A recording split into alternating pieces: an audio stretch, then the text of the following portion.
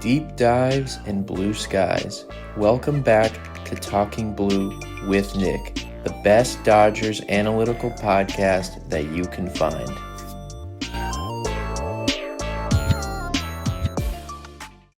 Ladies and gentlemen, welcome back to Talking Blue, the best Dodgers analytical podcast that you can find. I am your host, Nick. Today you're listening to episode 55 of Talking Blue. Today we are going to recap a little bit of the Dodgers and the Rockies series, and then we're going to do some talking points on the Mookie Betts, Teoscar Hernandez defensive situation in right field and all of that stuff. As always, you can get this podcast on Apple Podcasts, on Spotify. Subscribe to the YouTube channel.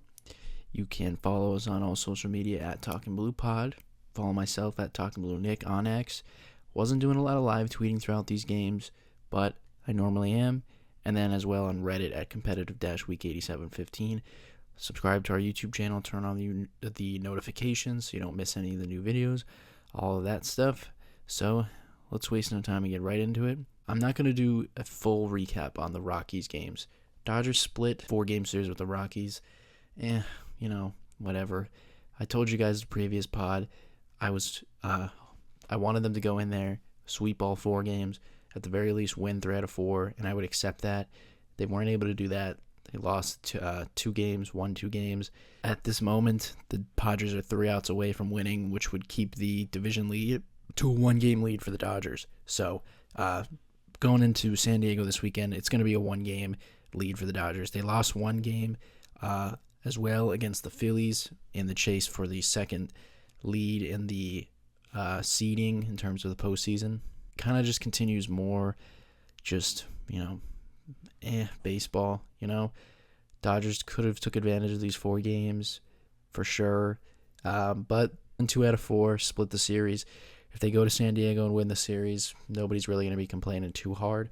So let's get into these games. Like I said, I'm going to quickly recap those games, and then what I really wanted to talk about was a lot of the defensive situations. Of course, as most of you guys know, in the first game, there was a huge defensive lapse with Teoscar and right, and of course that leads to a lot of talking points with who should be playing where. Should Mookie go back to right? Should Teoscar play left? All that kind of stuff, and there's been a lot of talk, so I wanted to give a lot of my thoughts on that, kind of dive into some of those things. So, quickly before we do that, injury updates. Some of these do tie into the right field shortstop situation, but I'll save some of that stuff for later. But injury updates. Max Muncy, Corey, of course, has the grade 1 oblique strain. He's already hitting off a tee. Doesn't feel any pain, so that's pretty good. Update. So again, probably early September for him, as long as there's no setbacks. Please, hopefully there's no setbacks. Tommy Edman, he's probably the longest guy away with all these injuries. He is running straight with no pain, but he still has a lot of steps to do. By the time he comes back, I don't even know if minor league baseball will still be going on, so I'm not even sure how he's going to get some games in, rehab games, but Tommy's probably the last guy to come back. Probably won't see him till like mid-September. They're going to take their time with him. Kike Hernandez, he looks like he will be back next week when the Dodgers take on the Reds or the Diamondbacks. He has had a few rehab games. Obviously, the elbow problem is gone. It looks like he'll be back next week. Roki Sasaki just finished up his second rehab start. It was much better. His velocity was up a little bit, averaging around 96. I saw he topped out at 98. I think he went 3 innings or so. Dave Roberts did come out and kind of admit what I had been, kind of assuming. He does have to actually pitch good to come back. If Roki kind of struggles in the minor leagues and there's kind of no role for him, he's not really going to be activated. Obviously, he didn't come out and say that exactly, but what he basically means is if he doesn't show us that we can use him, we're not going to activate him. Roki is still super young, super early in this process of him coming over from Japan, figuring out a lot of things, some of his injury history, mechanics, velocity, all that stuff. And with a lot of the guys that have come off the IL, they don't necessarily, need Roki. Now, they'll certainly use him if they can. And I think at this point, he would probably be a bullpen role if he did come back. But, of course, it's smart to build him up as a starter because you never know what could happen to the remaining guys in the rotation.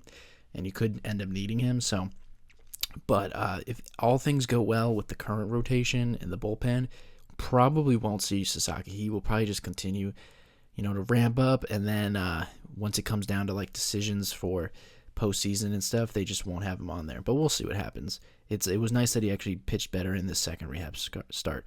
Tanner Scott and Kirby Yates, those are the two guys that will be activated. So Tanner Scott is going to be activated for the Friday game against the Padres, which will be tomorrow, August 22nd. And then Kirby Yates, he will be activated Saturday. That just came out after this Dodgers-Rockies game. So Dodgers are going to get two relievers, two guys that they consider, trusty, high-leverage guys. Tanner Scott has looked very good in his rehab start, so that's really interesting. I think his last appearance, he was up to 99, sitting 97, 98, so that's very good. I think we'll see what happens with Tanner Scott. I talked about it before. He had kind of fallen into that classic role where Dodgers hate to see him come in, love to get on him on Twitter and stuff like that.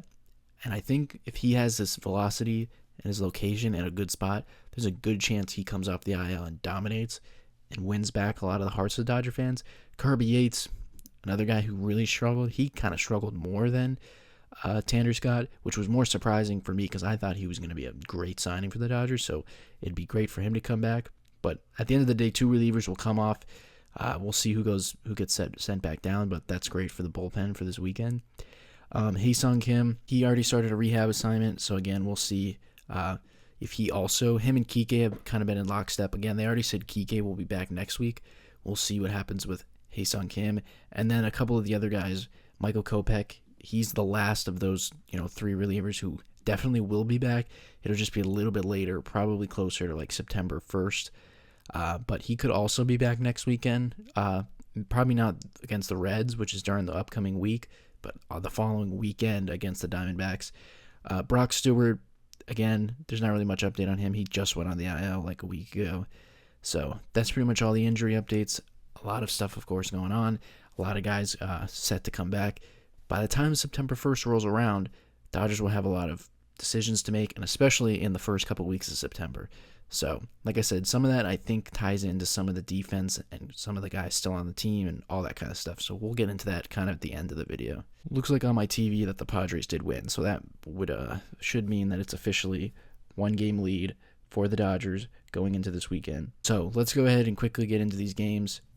I'm just going to do this in a fast way. So first game, Dodgers lost 4-3. This was the most frustrating game.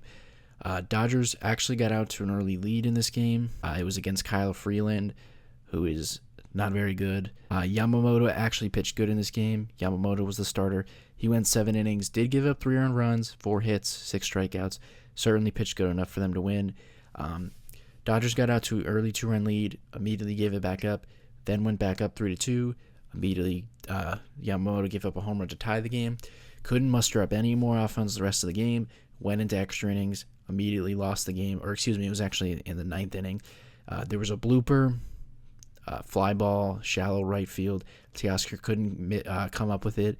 It had a 98% catch probability, which means it should have been a catchable ball. And then immediately after that, it's followed up with a base hit to lose the game for the Dodgers. So it felt like Teoscar's defense just straight up lost you a game. Again, I'm going to save all that for after these 4 games, where we're really going to talk about that stuff. But it was just a horrible game. Didn't do enough offensively. Yamamoto, once again, should have got the win. Freddie Freeman and Shohei did have 2 hits. Struck out way too much. 12 strikeouts against the worst team in baseball. So next game, Dodgers won this game, 11-4. Emmett Sheehan was the starting pitcher. Dodgers offense woke up in this game. They scored a lot of runs off of Austin Gomber, 7 earned runs for Austin Gomber. Emmett Sheehan didn't, pitch too great. It actually was mostly a pretty good outing, and then at the very end, he gave up a 2-run homer. It was looking like 6 innings, 2 runs for him. It ended up being 6 innings, 4 earned runs. So not a solid, not the worst start for Emmett Sheehan. But he goes 6 innings, 7 strikeouts. So Dodgers scored 11 runs in this game. They had 18 hits in this game, as well as 5 walks. Only struck out 3 times. Now the Dodgers have a team that will strike out. It's not the end of the world. The Dodgers hit a lot of home runs. When their offense is walking a lot, getting on base, it usually leads to games like this. Obviously, 18 hits, only 3 strikeouts. You're going to destroy the other team when you do something like that. Everyone in the lineup had a hit except for Alex Freeland, who pinch hit. But Mookie Betts had 2 hits. Will Smith had 3. Alex Call, this was the Alex Call game. He had 4 hits. Just wanted to give him some credit. Alex Call, of course, was pretty much the lone position player that they acquired at the deadline. Was kind of acquired to just hit left-handed pitching. He hit a home run in this game also. It was the farthest home run any Dodger has hit this year, so that's pretty cool. Wouldn't have guessed that. But 4 hits. Also had some other hits in the other games we'll get to, but probably would like to see more Alex Call. He's got a good eye at the plate, so he's very disciplined, and he's got good speed, and he's a pretty good outfielder. Sounds like he should be playing over Conforto, but we'll see what happens there. But 18 hits, so they absolutely destroyed the Rockies in this game, as you should. So the series is tied 1-1. We go to Game 3. This was another frustrating game. Dodgers did not win this game. They lost 8-3. And this was when the Padres simultaneously won the game. So that's when the Padres were able to gain a game on the Dodgers from 2-1. So this was the game Shohei pitched. Shohei was on the mound. He went 4 innings pitched, 9 hits, 5 earned runs, 0 walks. Again, but he had 3 strikeouts. So he got hit around, put the game out of reach. It shouldn't be out of reach because you should be able to score runs off the Rockies. But the Dodgers faced a guy, Tanner Gordon, had like an ERA of 8 going into this game, and he threw 6 innings of 1 earned run ball. Mookie didn't get the start in this game, but still, he only had 6 hits in this game. Got absolutely destroyed by the Rockies. Again, just refusing to get hot. You come off the sweep of the Padres. Okay, you lost the first game. Shouldn't have lost that game, but you still have a chance to take 3 out of 4. You lose this next game. Just 0 offense against the Rockies. It wasn't even like a game where you left a ton of guys on base. You just didn't get anything going. Only run was a Teoscar homer in this game, and then a couple other runs at the end. Miguel Rojas. Too much inconsistency and too many chances to beat up on a bad team. So just quickly before I go to the last game, some stuff on Shohei. If you look at his ERA now, he has an ERA of 4.61, which is obviously bad, but it doesn't really tell the whole picture with Shohei. He still pitched really good in the innings that they've thrown him out there.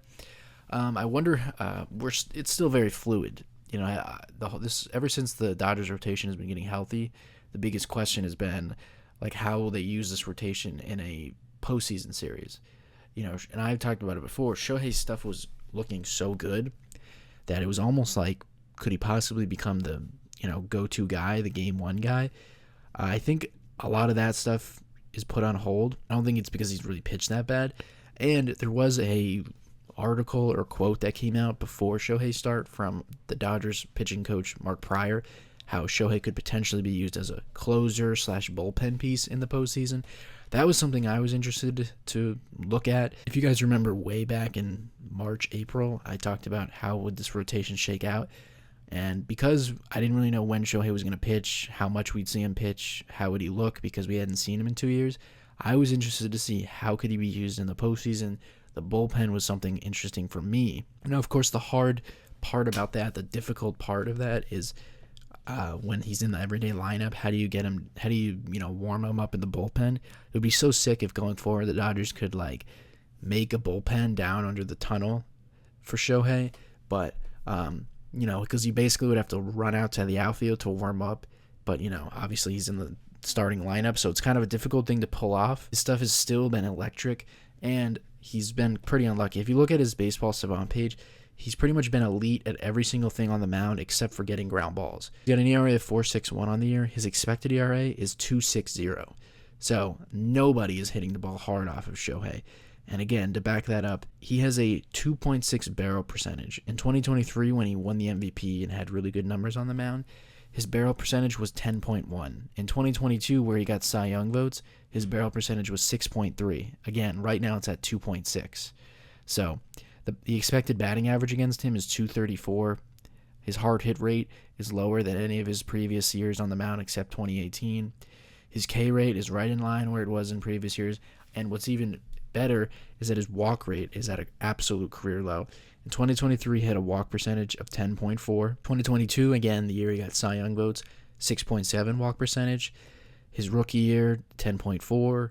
2021, 8.3. It's at 3.5 right now. So he's striking out hitters at just as good a rate as he used to, or if not better. And he's walking hitters at a much lower rate than he ever has. And he's getting the least amount of barrels that he's ever allowed in his career. When you look at his overall whiff percentage, he has a whiff percentage of 33.2%. That's higher than every year he's pitched in the big leagues except for his very first season, which was 2018, 35%.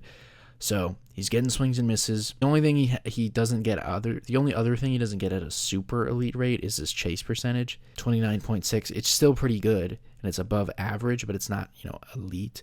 But the fastball velocity, he's sitting 98.2 miles an hour, which would be one of the harder fastballs in the game on average. He regularly hits 100. When you look at his individual pitches, they've been an interesting thing to look at because he kind of switches up his pitch mix a lot. In the now 10 starts that we've seen him pitched, 243 batting average against his fastball, which is pretty good. Now the sweeper has a 289 batting average against. It's expected 200, and it's got a 37 whip percentage. His best pitch has been his slider. He's thrown 2 breaking balls this year, a sweeper and a slider. The sweeper is a low 80s, much bigger break. The slider, higher 80s, closer to 90 miles an hour, a harder slider. That pitch has been just filthy. A 188 batting average against with a 51.4% whiff rate. The sinker is really the only bad pitch he's had this year, which he does throw a decent amount of. 500 batting average against. That's the one pitch he's just getting no whiffs on. So that pitch is getting put in play a lot. And then his splitter, which surprisingly he hasn't thrown a lot of. That's probably because of his elbow concerns. Maybe he'll throw that again more next year. 250 batting average against. So pretty much all the pitches he has, except for his sinker, have been dominant. The fastball's elite. It does kind of, show that it sounds like a guy who would be a dominant reliever. Obviously you would like him out of the rotation, but, he's averaging 98, which means if he came out of the bullpen, he would pretty much be sitting 99 miles an hour probably with a vicious slider, as well as a good sweeper. He's also even mixed in like a slow curveball. So, when you look at his pitch mix, it's 40% four-seam, 28% sweeper, 12% slider, 8% sinker, 4% cutter, 3% splitter, 2% curveball. So he's throwing a ton of pitches up there. And like I said, he kind of like has evolved. Early on, it was a lot of sinkers and sweepers. Then it went to more sliders, four-seamers. Lately, he's throwing a lot of slow curveballs, or a lot more slow curveballs, a few more cutters, and four-seam fastballs. So his pitch metrics have shown that this is as good as he's ever been on the mound. He's just kind of been unlucky this year. He should be better in the month of September and will probably lower his ERA. Again, he's only thrown 27 innings, but, in 27 innings, he's got 35 strikeouts. So he's getting a ton of whiffs, a ton of strikeouts. And again, the best part is so far he's not really walking anybody, which that would be great to see, if he did come out of the bullpen. So we'll see how they use him, down the stretch and down into the postseason ultimately. They're trying to not have any wear and tear on him. He still has yet to go 5 innings. He would have gone 5 innings these last 2 starts. He just got hit around a little. So they're trying to get him into that 5th inning, which is what they would definitely want for the postseason. But we'll see. Yamamoto is still their ace. Glasnow and Snell have been really good. And Clayton Kershaw has obviously been really good too. So we'll see how it all plays out. But, some people say they're not being careful. Some people don't really think he should hit or should pitch. He should just hit. I think it's a good problem to have as long as Shohei feels he can do it and as long as you're being careful with it. Why not get to postseason time? We'll see if you need him to start, what they want to do with that. I think that if he pitches better in the month of September, he probably will get a start. But again, he could end up being the ultimate postseason weapon. And, why not? Why not? As long as it's not... you can't overtax him. You can't have him go out there, pitch 6 innings and, hit every day, use him multiple times in a series. But why not have him pitch once a series, 4 to 5 innings, something like that? Maybe Kershaw comes out of the pen after him. I don't know how they would draw it up, but I imagine Shohei coming out of the bullpen to close out a series, just like he did in that WBC. That would be pretty sick. So we'll see how it all plays out. I still believe in him on the mound. It sucks his ERA is 4.61. So hopefully he's able to get that down, but I don't think it's really going to affect him getting his 4th MVP or anything like that. A lot of his numbers say that he is the best he's ever been on the mound. I mean, he is sitting 98.2. So pretty much it. We'll go to the last game where the Dodgers were able to even up the series. They won this game by a score of 9-5. Kershaw was on the mound. Once again, when they need Kershaw the most, he steps up. He went 5 and 2 innings, 3 earned runs, 6 hits, 1 walk, 3 strikeouts. He got the win. Ben Kasperius pitched in relief. Matt Sauer, he was recalled. He pitched 2 innings, and then Alex Vesia pitched the 9th. Interesting lineup the Dodgers threw out. The Dodgers actually threw out some interesting lineups in this series. That's why some of my thoughts and some of my stuff, I kind of cooled down because they kind of put out some weak lineups in this series. I mean, in this game, Shohei was given a scheduled day off. So Mookie's leading off, playing short. Freddie's batting second, playing first. Will Smith is DHing, hitting third. Michael Conforto is hitting fourth in left field. Then Alex Freeland is hitting fifth. Dalton Rushing is catching. Andy Paz is hitting seventh. Alex Call is hitting eighth. And then Miguel Rojas is hitting ninth. So they kind of threw out a scary lineup that, they were going up against Chase Delander of the Rockies, who throws super hard. I was a little nervous, but they won by a score of 9-5. They rolled out 12 hits, walked 6 times, 9 strikeouts. Freddie Freeman hit a home run in the first inning. Alex Freeland, his best game as a big leaguer, 3 hits, 2 extra base hits, as well as Andy Paz. He had 2 hits, including a home run. Alex Call also had another hit, an RBI. And then Mookie Betts, he had 2 hits in this game. So in this series, Mookie, he only played 3 out of the 4 games.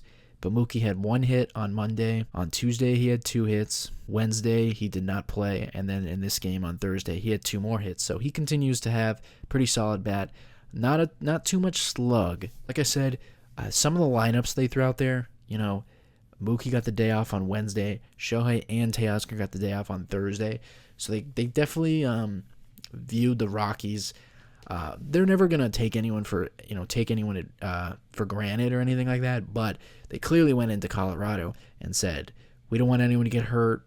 We don't want anyone to be crazy tired because of the higher air pressure, whatever the case. 4 games in Colorado. Let's just get ready for the games against the Padres. You would have liked them to, really what should have happened is they really should have won that Monday game, won Tuesday, lost the Wednesday game because the Rockies just showed up and hit the ball and, put balls in play and scored runs, and then won Thursday, and then you win 3 out of 4. I don't know if the division lead would still be up to 2, but you would at least have one more win. You would be right there with the Phillies. They still are close to the Phillies for the 2-game lead in the postseason bracket, but you would have had a much better taste in your mouth. The bigger narratives, talking points is Teoscar Hernandez and his defense and a couple other, things that tie in with that. So, of course, Monday night, Dodgers lose that game. I actually tweeted out, I don't do a lot of hateful things. I understand baseball's a hard game. I understand all that stuff. When Teoscar dropped that ball, I tweeted out, please stop playing Teo and right. He just straight up lost you a game. Now, of course, I was pretty mad in the moment. I don't feel that he directly lost them the game. The offense not showing up is what lost you the game more. I'm going to talk about all that stuff and all my thoughts. So, we of course know that Teoscar Hernandez, we'll start with him, is not a good defender. And to put it in perspective, last year when he played left field for the Dodgers, he's pretty much having the exact same year defensively. It's kind of funny. For some reason, last year when he was in left field, I don't know if you're able to just hide a player in left field more than you are in right field or whatever, but I didn't feel like he was like a god-awful outfielder last year. I knew he wasn't good. But for some reason this year, it's like there are so many bloopers, balls that he can't get to that it just makes it look worse for some reason. I don't know why that is. It just looks worse in right field for some reason. I would prefer the Dodgers to play him in left field. I understand that if you put him in left field, it's not like he's going to get better defensively. I just think that that's the way baseball has always been played. You have your best defender in center and in right. And usually your worst defender is in left field, and that's just how it's kind of always been. When Marcell Ozuna, who's DH for the Braves, the last time he played the outfield, he played left field. You hide your worst defender out there. Yordan Alvarez for the Astros, when he plays the outfield, he plays left field. It's just how baseball's always been. Right field usually is like a farther throw, so usually you have your better arm in right field, and usually guys who play right field are guys who can play defense. Not always the case, but if you look at a lot of the better players in the game like Judge, Ronald Acuna, Mookie Betts when he was out there, Bryce Harper used to be out there. They're usually guys who are really good defenders, or at least average defenders who have good arms. Usually left field is a position where you hide your worst defender. Christian Yelich now, who's basically a DH.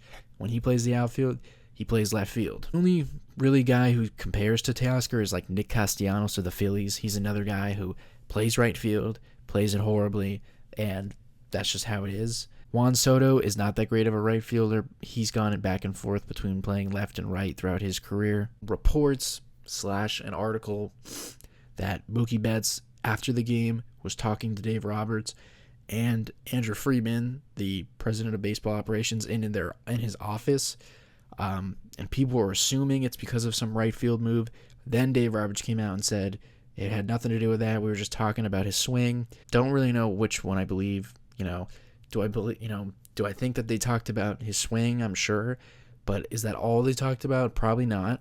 I'm sure they talked about some outfield stuff. There's a ton of things right now that there's so much fluidity. There's so much things. I would personally, so you guys know, when it came to Mookie Betts playing shortstop, I was skeptical going into the year.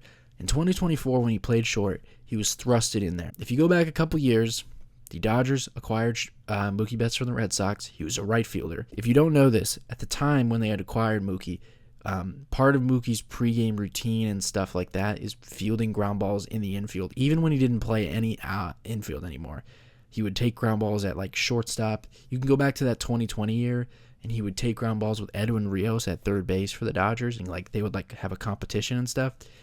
And I'm pretty sure what happened is throughout the time that the Dodgers kind of got to know Mookie in those first few years, he obviously played a good right field, but slowly Mookie's foot speed, arm speed declined for Mookie when Mookie was, in the 90th percentile in sprint speed and stuff like that.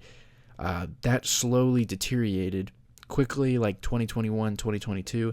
And I think that what the Dodgers saw is that he was a guy who was capable of moving to the infield, preferably second base, extend his career, that he didn't have to roam around in the outfield, have him play second base. Again, it's very unprecedented. Usually teams think the opposite, of playing an infield position. That's kind of how they viewed it. And so slowly but surely, every year he would play a little bit more infield. In 2021, he played like a handful of games at second base. Same thing in 2022. 2023, he played a ton of second base. And that was the year that the Dodgers had Jason Hayward. Against righties, the Dodgers would play Mookie Betts at second base, so Jason Hayward could play right. And then against lefties, he would usually go back out to the outfield. 2024, it was probably going to be more of the same role, but a lot more second base. Pretty much just mostly second. Gavin Lux couldn't play short. Dodgers kind of put him out to play short because Gavin couldn't do it. Then he, of course, got hurt. They had made a couple of acquisitions, plus Miguel Rojas was playing well by the time he got back. So it just made sense for Mookie to go back to the outfield. The overwhelming question is, why did the Dodgers do this? Why did you move a guy from right field to shortstop, essentially? It's never been done. And again, just why? What the Dodgers were kind of trying to do, I don't want to say get cute, but create a shortstop. They've lost shortstops over the years. Corey Seager, All-Star, World Series, our postseason legend, went to the Rangers. Trey Turner, they acquired, didn't extend him or anything. He went to the Phillies. Then, ever since then, it's been a group of different, Miguel Rojas, Tommy Edman, Mookie Betts. The Dodgers were trying to do was kind of, again, not create a shortstop or get cute, but in their eyes, they could move Mookie to short. He could handle that position, and that leaves you a bunch more options in the outfield. So it left them the option to sign Michael Conforto and Teoscar Hernandez in the previous offseason and have Tommy Edman play second base, all that kind of stuff. So it was definitely a move they didn't need to do, but you could kind of see what they were thinking. Again, if you could, it was unnecessary, but it kind of made sense what they were doing. They moved him to short this year. He's actually been a very good shortstop, especially early in the year. He was pretty elite.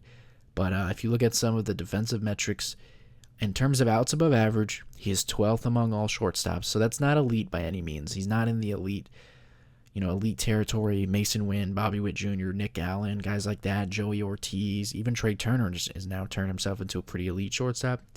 He's not among those guys, but he's not below average. Some people like to say he's just average. He is a little bit above average. He is pretty solid. And then when you actually look at defensive runs saved, he's third in all of baseball. Taylor Walls of the Rays is first, Corey Seager is second, and then Mookie Betts is third. He's tied for third with Nick Allen. So he deserves all the credit in the world that at 32 going on 33 in a couple months, he went from playing mostly outfield throughout his career, right field, to being a above average shortstop. That's pretty cool. Mookie went from being a guy who's going to go into the Hall of Fame and remembered as a right fielder to now he's probably going to be remembered as like the only other guy like a Robin Yount. Robin Yount was a player for the Milwaukee Brewers, Hall of Famer, who played shortstop and center field. Mookie's going to go into that conversation now where he goes into the Hall of Fame someday. He won't just be remembered as a right fielder. He'll be remembered as a guy who played all over the place. That's pretty cool. You know, not really any Hall of Famers could say that, except for Robin Yount, I guess. You guys know, if you've listened to me on this pod, I've always liked him at short this year. The numbers say he's pretty good. If you watch him on TV, he pretty much makes all the routine plays. Now, he's not going to make any incredible plays. He does not have a super strong arm. He does not have crazy range, but he's athletic enough, coordinated enough to make all the routine plays. And he's very good around the bag. He can turn a double play. He's pretty quick. I have never believed that his offensive drop has been because of short. There's a ton of people on Twitter who believe that's why his bat has fallen off this year. And it's not a crazy claim. You know, it makes sense if you move the guy to a new position, he had to put in all this work. It's not a crazy idea. I just thought that he was playing a really good short, and I thought that a lot of his offensive, shortcomings this year were just stuff in his swing. He's not really good against breaking balls. He has not hit for much power. The bat speed, we know that he lost 20 pounds at the beginning of the year. I thought that was more because of that stuff. I'm sure playing shortstop adds a little bit to it, but I just, some people were making the claim that move him back to right field and he's just going to turn back to the old Mookie. But I don't really think that's the case. I will say this. I'm starting to be really fed up with Teoscar's defense and right. Wouldn't mind if Mookie went back out to right field. I think it's cool that Mookie's been great at short, but I wouldn't mind if you could go back out to right. And moving him out to right would solve other issues. You were able to move Mookie Betts to right field. Theoretically, you could move Teoscar to left field, have Michael Conforto's bat out of the lineup. Conforto, again, I don't like to say too many negative things, but I'm just being honest. I would really like the Dodgers to DFA him. He completely fooled the Dodgers into keeping him around at the trade deadline because he played well for 2 weeks, or a little bit more than that. He's like 6 for 40 something since the trade deadline, so he's been bad. The Dodgers, I don't know what they're going to do with him. They seem to kind of still believe in him because they hit him 4th in this game. Really hope the Dodgers just DFA him, or at the very least just stop starting him. Would love to see Conforto stop getting at-bats more than, I would like to see Mookie back and right. Again, I don't think if you just move Teoscar to left, he automatically becomes a better defender. But I don't think he should be playing right come the postseason. I would be nervous, I'll be honest. I would be nervous if he was out there in a postseason game in right field. In terms of fielding run value, among all players in Major League Baseball, he is 13th worst, -9 fielding run value. Outs above average, again, -9, which is 13th worst among all Major League players. And then for all outfielders, defensive runs saved, he is in the bottom 20. He's just a horrible outfielder. There's no way to put it. What I kind of mentioned earlier with a lot of the current injuries and stuff like that kind of hurts that is really the biggest thing is Tommy Edman. If it was me, I wouldn't mind if the Dodgers just put Alex Freeland at short. Freeland looks like a really good defender. I think the Dodgers currently don't love his bat. I don't think they would trust him to be in there every day. Really good plate discipline, which I like, and the numbers definitely back that up. And he looks like a guy who could hit at the big league level. They have other options, like you have Miguel Rojas, who's a big league shortstop. We'll see what the Dodgers do. I do think there is an actual chance that the Dodgers could move Mookie back out to right. I don't know. I think it's more likely that they probably move Teoscar to left, play Andy Pages in right, and then when Tommy Edman comes back, he just plays center. At that point, your outfield defense is better, and then they wouldn't have to move Mookie off short. It's interesting. We'll see what happens going forward. I'm not the biggest hater in the world with Mookie playing short. I actually like him at short. But again, if he went back out to right, put Teoscar in left, probably Tommy Edman or Andy Pages in center. And then when Tommy Edman comes back, he could play short. Hae-Sung Kim is probably going to get activated. So again, one of the bigger issues is that if they had to have someone else play short, they'd probably prefer it to be Tommy Edman like it was last postseason. He probably is the last of the guys due back. If it was up to me, I would probably, if you're not going to move Mookie out of short, then I would put Pages in right, Teoscar in left, and then I would put Tommy Edman in center. Mookie's open to moving back to right, and they're open to that. I would put him in right. Then I would put Teoscar in left, Paz in center. And then I think you have a bunch of options. Hee-Sung Kim could play short. I think they prefer him at second. But again, Alex Freeland looks like a really good shortstop. He's played a really good third base and second base. I think going forward they believe in him. I just think they're not ready to let him play short right now in the middle of a pennant race. But again, Miguel Rojas plays against lefties. There's things you could do. You could have him and Freeland and Miguel Rojas platoon. Freeland against righties, Rojas against lefties. Tommy Edman could play there. So they have options. We'll see what happens going forward. They're probably going to stick with Mookie at short. They've done it this far, and I'm not mad about that. More of the issue is Teoscar in right. I think you got to get him out of right and put him in left. The biggest issues of the team right now are Conforto getting at bats and then Teoscar playing right. I'm not too mad about Mookie playing short. I would like going forward in the next year, for Mookie to play more second and more outfield, but we'll see how all that plays out. So I just thought it was interesting to talk about that stuff. I do think that they are talking about certain different things. I think that they are definitely more open. Dave Roberts was asked, would it make more sense to move Teoscar to left, play Mookie in right, and have someone else play short? And he said, we're not there yet, but, it sounds like it is something they're considering. So we'll see what happens there. I think at some point Teoscar probably won't be in right field, but will it be Mookie? I'm not sure about that. But I do think right now my biggest gripes are Conforto getting everyday at bats, and then Teoscar in right. Those are things I'd love to see switch, and I think the Dodgers would definitely benefit. But a lot of guys are coming off the IL. That's going to help. A lot of relievers, a lot of their depth pieces like Hee-Sung Kim, like Kike. Tommy Edman is like the biggest chip in terms of versatility and good defense. If Tommy Edman came back and they want him to play short, great. If he came back and they put him out in center, that'd be great too, because then you would have Paz and Tommy Edman in the outfield, two good outfielders. So pretty much going to wrap it up. I would have liked to see the Dodgers take 3 out of 4, but we'll have to settle with the 2. They will go to San Diego, final 3 games against the Padres. They were obviously able to sweep them last series. I wouldn't be surprised if that happened again. I think 2 out of 3 is more likely. It will be Blake Snell versus Yu Darvish on Friday. We just saw the Dodgers hit Yu Darvish very well. Saturday, it'll be Glasnow versus Nestor Cortez. I think the Dodgers can crush him. And then Sunday, it'll be Yamamoto against Nick Pivetta. That'll be the best matchup because of Nick Pivetta has been their best pitcher. And then I'm actually glad that Yamamoto gets a chance to pitch against the Padres. He hasn't had that chance yet. So Dodgers are going to have their 3 best pitchers so far this year lined up to go against the Padres. I want to see, obviously, 2 out of 3. Come out of that with a 2-game lead in the series. And then after this series against the Padres, the Dodgers will play the Reds. And after they play the Reds, that will be the last team with a pretty good record that they'll play for a little while.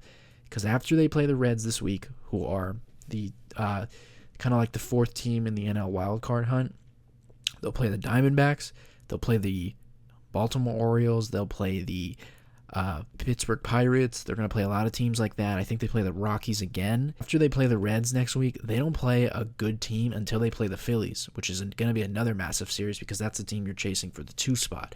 So there's a ton going on. You got to take care of the Padres first. We want 2 out of 3 against the Padres. 2 out of 3 against the Padres makes you feel very good. Nothing will be locked up in the division, but it makes you feel good about the division for sure. And then you can kind of set your sights on getting hot, taking care of some bad teams, getting ready to play the Phillies in a few weeks. So thank you guys again for listening. We'll see what the Dodgers do against the Padres this weekend. We'll be back to recap that series. As always, you can get this podcast on Apple Podcasts, on Spotify. Subscribe to the YouTube channel. Turn on the notifications. Talking Blue on social media at Talking Blue Pod. Myself at Talking Blue Nick. Tweet all about the Dodgers on X. Competitive-Week8715 on Reddit. Thank you guys once again for listening. We will see you guys at the recap series to recap the Dodgers and the Padres.